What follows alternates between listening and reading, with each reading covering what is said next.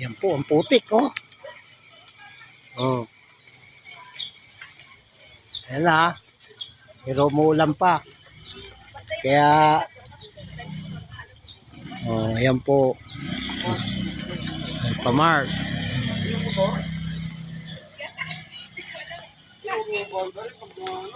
Wala ba yung kalaki tubig?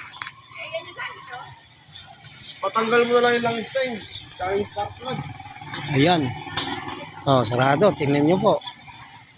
Ayan po ang ngayon ang nangyari. Ganyan.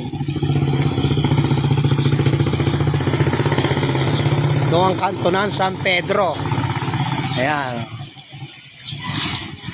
Oh, ayan po. Oh, lahat naglalakad dahil sa walang ano. Pero hindi pa tapos ang ulan eh. Mukhang ayan, oh. Ayan, nalilinisin. Pero hindi pa tapos ang ulan. Umuulan pa. Oh guys.